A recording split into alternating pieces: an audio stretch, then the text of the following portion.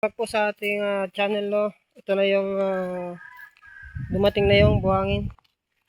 Ito yung order natin, 2,400. Ganito kalaki, 3.5 cubic meter. Ganyan po siya kadami. Sa halagang 2,400 ay maganda na yung buhangin.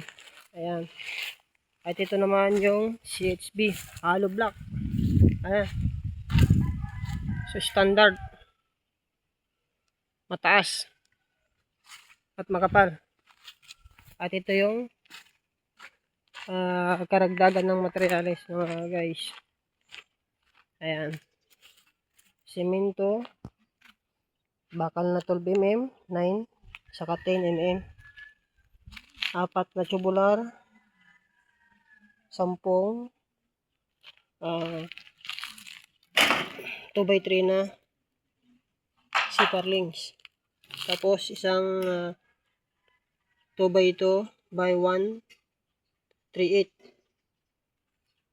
Ayan. Yung mga materials na dumating. Sa halagang 35K. Ayan po yung kanyang nabili.